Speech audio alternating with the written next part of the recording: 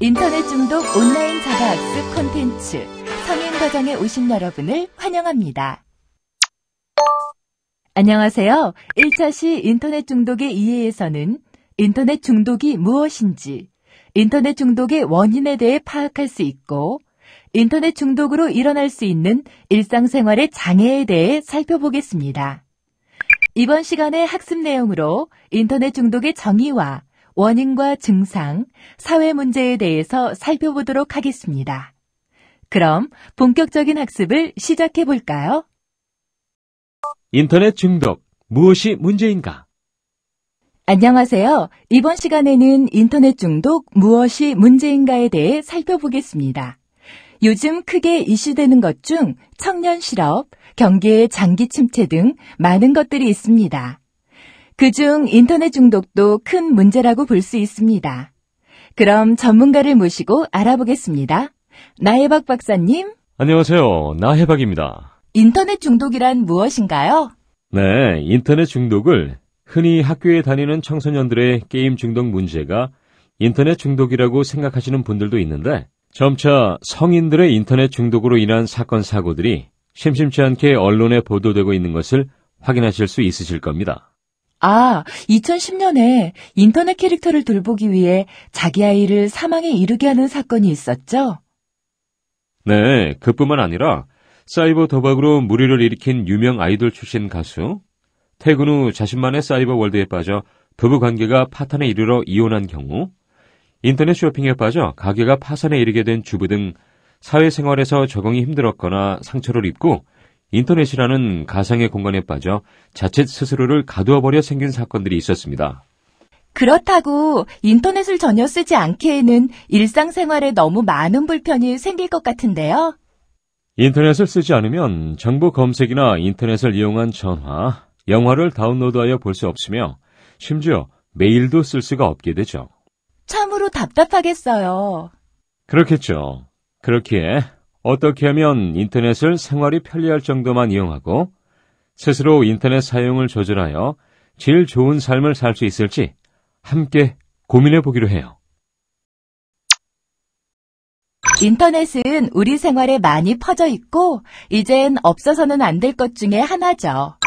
그러나 이러한 인터넷을 과다 사용할 경우 인터넷 사용에 대한 금단과 내성을 지니고 있으며 이로 인하여 이용자의 일상생활에 장애가 유발되는 상태를 중독이라고 하며 이용자의 일상생활에 심각한 신체적, 정신적, 사회 적응적 기능 손상을 초래하는 상태 역시 인터넷 중독이라고 할 수 있답니다. 인터넷 중독은 인터넷을 지나치게 많이 사용하여 사용자가 자신의 현실의 삶을 스스로 잘 살아내지 못하고 자꾸 인터넷을 하고 싶어지고 아무리 인터넷을 많이 한다고 해도 만족감을 느끼지 못하는 상태이며 자신도 모르게 가상의 세계에 빠져 현실과 괴리된 삶을 살게 되는 것이죠.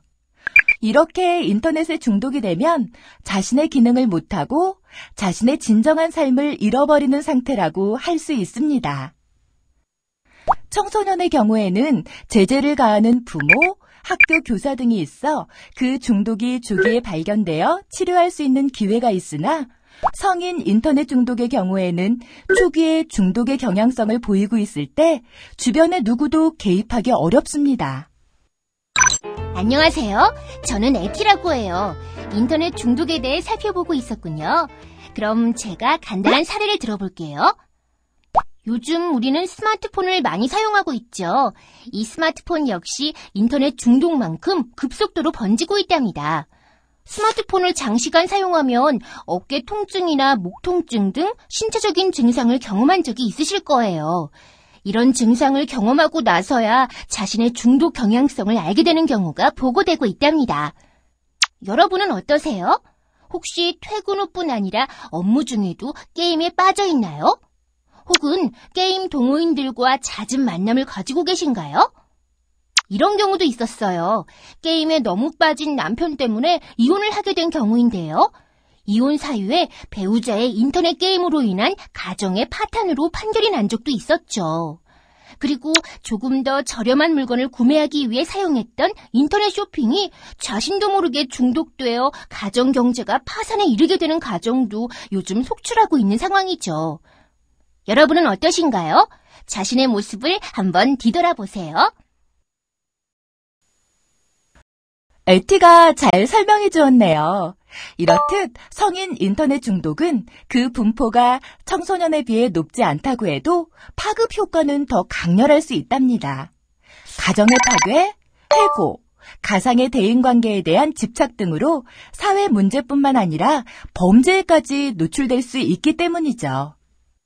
일상생활 장애의 원인에는 정신병리 성향과 지나친 긍정적 기대와 가상적 대인관계 지향성을 통해 일탈 행동이 나타나기도 합니다.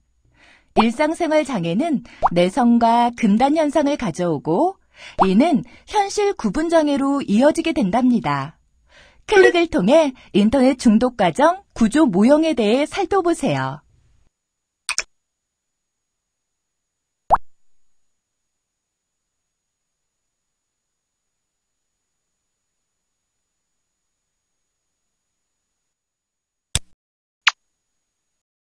인터넷 이용 현황에 대해 살펴보겠습니다. 우리나라의 인터넷 중독자 수는 몇 명일까요? 2004년에는 청소년이 153만 7천 명이었고 성인은 169만 1천 명이었는데 2010년 들어서 청소년이 87만 7천 명, 성인이 86만 6천 명으로 줄어들었답니다. 이 표는 인터넷 중독률입니다. 성인과 청소년이 얼마나 인터넷에 중독되어 있는지를 퍼센트로 나타내었는데요. 전체 인터넷 중독률은 2009년, 2010년을 대비해 보았을 때 0.5%포인트 하락하였습니다. 초중 고등학생의 인터넷 중독률은 각각 13.7%, 12.2%, 10.0%이며 성인 인터넷 중독률은 20대가 8.0%, 30대는 4.0%로 나타났습니다. 성인 인터넷 중독률 및 중독자 수에 대해 살펴보겠습니다. 2009년과 2010년을 비교해 볼 때 인터넷 중독률은 6.4%에서 5.8%로 줄어든 것을 확인할 수 있으며 고위험군도 2007년부터 2010년에 이르기까지 꾸준히 줄고 있는 것을 확인할 수 있습니다. 또한 잠재적 위험을 안고 있는 군을 볼 경우 2009년도에 잠깐 증가하였지만 다시 줄고 있는 것을 확인할 수 있습니다.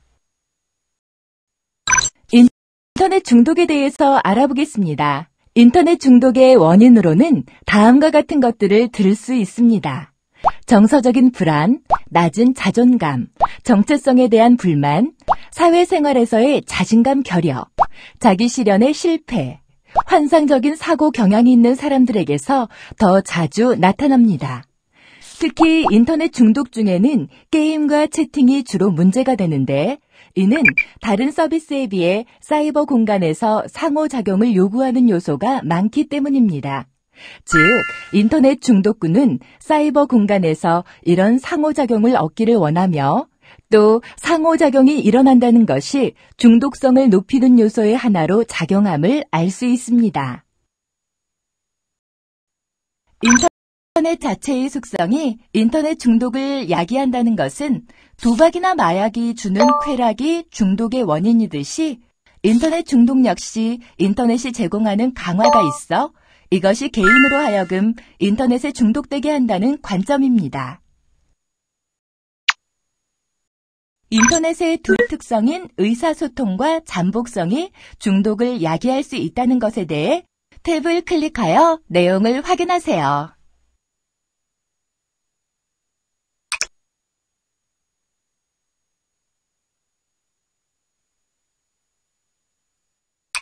잠복성에 대해 살펴보고 있었군요. 그럼 제가 간단하게 용어를 정리해드릴까 해요.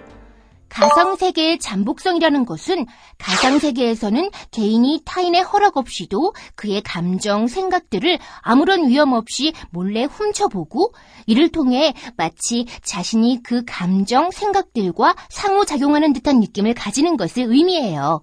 어때요? 쉽죠? 인터넷 중독은 과각성 상태를 추구하는 장애라는 이론에 대해 살펴보겠습니다. 인터넷은 사람이 가질 수 있는 관계의 폭을 넓혀주고 다양한 관계를 가능하게 하며 이러한 관계를 통해 과각성의 효과를 갖게 되는 것입니다. 사회적으로 억압되고 관계의 폭이 좁은 사람들이 인터넷을 통해 관계를 유지하고 과각성된 상태로 지낼 수 있게 됨을 의미하는 것입니다. 인터넷은 근본적인 의사소통의 장애이다의 이론에 대해 살펴보겠습니다. 이 이론은 인터넷 중독의 원인을 바라보는 가장 설득력 있는 이론 중의 하나로서 인터넷은 현실 세계에서의 의사소통의 비효율성과 실패를 경험하는 사람들에게 중요한 보상수단이 될 수 있습니다. 인터넷을 통한 대인관계 교류의 특징은 무엇일까요? 바로 익명성입니다. 익명성은 정체성이 드러나지 않기 때문에 자신의 감정을 실어서 마음대로 표현할 수 있다는 점이 중독을 유발하는 중요한 요인이 된다는 학설입니다. 슐러는 자기 실현에 좌절을 겪는 사람들이 곧 인터넷 게임 중독에 잘 빠지게 된다는 이론을 내놓았는데 이는 심리학자 매슬로우의 이론을 역할 게임에 적용시켜서 인터넷 게임 중독을 설명하고 있답니다. 욕구의 단계를 생식과 출산, 대인관계, 사회적 인지도, 자기 존중감으로 나누어 보았는데요. 각각을 마우스 오버하여 살펴보세요. 학습과 성취를 통한 자기 존중감 또한 역할 게임을 통해 얻게 된다고 하였는데 이는 게임 안에서 지위를 얻는 것과 유사합니다. 대인관계나 사회적 인지도는 게임의 집단에 소속됨으로써 얻을 수 있습니다. 생식과 출산은 가장 기본적인 단계로서 역할 게임들의 성적인 희롱과 역할 전환 등에서 관찰할 수 있습니다. 이렇듯 슐러는 현대사회가 인간의 기본적 욕구와 진화된 욕구를 충족시키는 데 실패하고 있고 이러한 실제 현실에서의 좌절이 인터넷을 통한 허위 자기 실현을 가능하게 한다고 하였습니다. 슐러의 이론에 대해 살펴보고 있었군요. 그럼 제가 간단하게 용어를 정리해드릴까 해요. 역할 게임이라는 것은 자신이 마치 게임 속의 캐릭터가 되는 것을 의미해요. 가상세계 속에서 전사도 되고 공주도 되고 절대자까지 되는 듯한 느낌을 가질 수 있게 고안된 게임을 역할 게임 RPG라고 하죠. 예를 들어 볼게요. 여러분들 스타크래프트라는 게임 아시죠? 테란, 저그, 프로토스 이 종족의 우두머리가 되어서 전략을 스스로 짤 수 있죠. 또 게임 속에서 마법사가 되기도 하죠. 이렇듯 역할 게임은 자신이 주인공이 되어 게임을 할 수 있죠. 쉽게 설명하면 아이들의 역할 놀이를 생각해보면 이해가 쉬울 것 같아요. 인터넷 중독 증상입니다. 탭을 클릭하여 내성, 금단 증상, 일상생활 장애에 대해 내용을 확인해 보세요.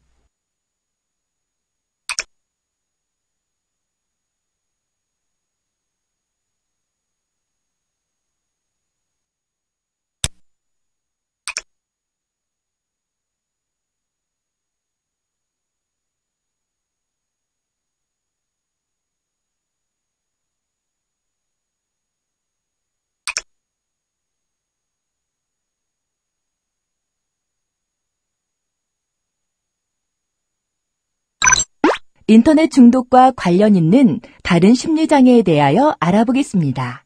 ADHD 청소년들은 유독 TV 시청이나 게임을 더 좋아하고 집착하는 경향을 보이고 있으며 국내외 각종 연구 결과를 보더라도 ADHD는 일반 인구 집단보다 인터넷 중독 집단에서 더 높은 유병률을 보이고 있습니다. 이에 국내외 전문가들의 자세한 설명을 들어볼까요? 주의력 결핍 과잉 행동장애는 다음과 같이 설명할 수 있습니다. 첫째, ADHD 청소년들은 스스로 자신의 행동을 조절하는데 어려움을 겪고 있습니다. 그러다 보니 인터넷을 그만하고 자제해야 하는 상황에서도 반복적으로 계속하게 되는 것입니다. 둘째, ADHD 청소년들은 어떤 일을 했을 때 그 보상이나 성과를 끈기 있게 기다리지 못하고 즉각적인 반응을 추구합니다. 이런 아이들에게 즉각적인 피드백을 끊임없이 경험하게 해주는 온라인 게임이나 게시판, 댓글 기능 등을 제공해주는 인터넷의 유혹은 그만큼 뿌리치기 어렵겠죠? 셋째, ADHD 증상으로 부정적인 피드백만 받아오던 산만한 아동이 게임에 놀라울 정도의 집중력을 보이면서 만족감과 자기 가치감을 느끼기도 합니다. 아울러 ADHD의 진단 기준에 완전히 부합하지 않아도 쉽게 질리고 항상 새로운 자극을 추구하는 경향이 높은 사람들은 끊임없이 새로운 자극과 즉각적인 피드백을 제공해주는 인터넷 기반 서비스들에 쉽게 빠져들 수 있으므로 주의가 필요합니다. 우울증이 과다한 인터넷 사용과 관련이 있다는 것은 이미 국내외적으로 많은 연구가 발표되어 있습니다. 대인관계에서 어려움을 겪거나 학업 및 사회적 활동에서 성취감을 얻기 어려운 사람들의 경우 흔히 마음의 상처를 입고 점점 외부와 소통의 문을 닫아버리게 됩니다. 인터넷은 이런 사람들이 가장 상처받지 않고 안전하게, 그러면서도 세상 사람들과 소통할 수 있는 장을 제공해 점차 인터넷에 중독되는 상황을 발생시킵니다. 그러나 최근에는 인터넷을 통해서도 악성 댓글 등으로 인해 우울증이 새로 발생하거나 더욱 악화되는 경우들도 일어나고 있어 대책이 필요한 시점입니다. 우리나라가 지난 10여 년간 강력하게 정보화를 추진하면서 대외적으로는 정보 인프라가 우수한 나라로 인식되어 왔습니다. 그러나 사실은 국내적으로 사이버 폭력, 개인정보 침해, 인터넷 중독 등이 심각한 사회적 문제로 대두되어 왔습니다. 근래의 사례만 보더라도 인터넷 중독으로 인한 범죄 및 사건, 사고는 빈번하게 발생하고 있음을 알 수 있으며 인터넷 중독은 개인의 문제일 뿐 아니라 사회 문제이기도 합니다. 인터넷 중독은 우리 사회의 대표적인 정보화의 역기능 문제이며 특히 중독자들의 자살, 피살, 살인, 재산 손실, 가정 파괴 등은 사회 문제로 급부상하고 있습니다. 중독으로 인한 사회적 문제입니다. 다음의 표를 꼼꼼히 읽어보세요.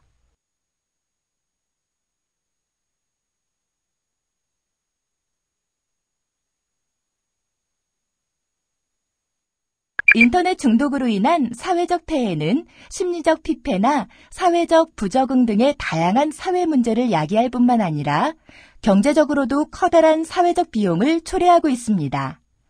특히 아동 청소년의 인터넷 중독으로 인한 학습 부진, 생산력 저하 등 직간접적인 사회적 손실액이 매년 최대 2조 2천억 원에 이르는 것으로 추계되어 국가적 차원의 대응이 시급한 실정입니다.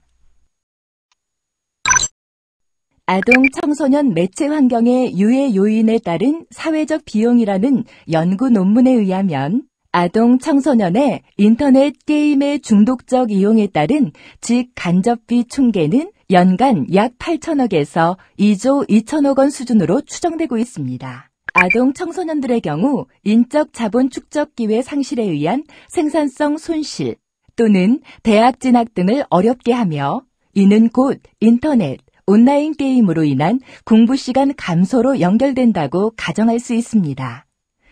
사회 경제적 비용은 한 연구 결과로 살펴볼 수 있습니다. 아동과 성인에 이르기까지 학습 부진, 생산력 저하 등 인터넷 중독 문제로 추정되는 사회 경제적 비용은 약 7조 8천억 원에서 10조 1천억 원으로 추계되어 국가적 차원의 대응이 시급한 실정입니다. 인터넷 중독에 대해 정부는 인터넷 중독에 관련된 부처별로 역할과 책임을 법률과 기능적 전문성 등에 따라 정립하고 관계부처 간 정책협의체를 구성 및 운영하여 부처 간 협업하에 인터넷 중독에 대응하고 있습니다. 각 탭을 클릭하여 각각의 기관의 대응 방안을 살펴보세요.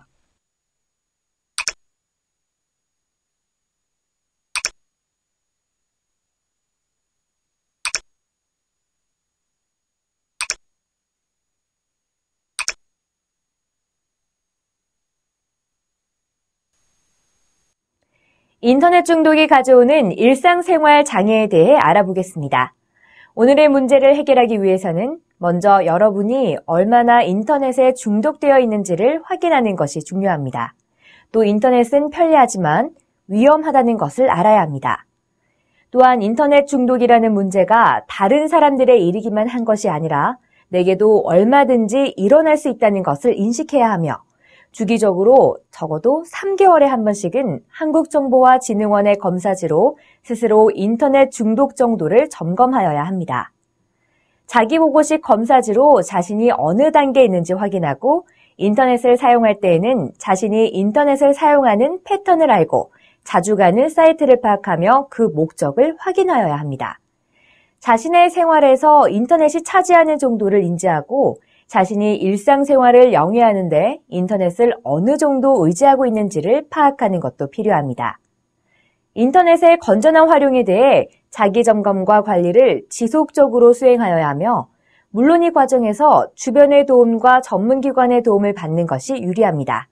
이렇게 하면 인터넷의 중독에서 벗어날 수 있습니다.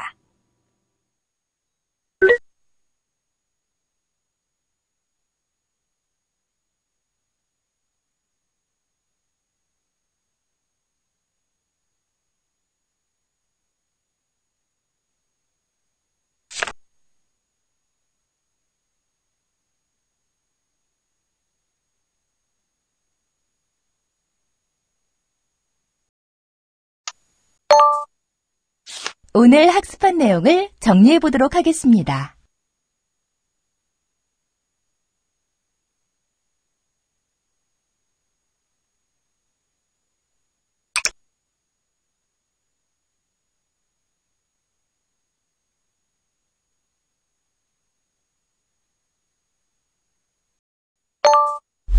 이것으로 인터넷 중독의 이해의 학습을 마치셨습니다. 다음 시간에는 인터넷 중독의 유형에 대해 학습하겠습니다. 수고하셨습니다.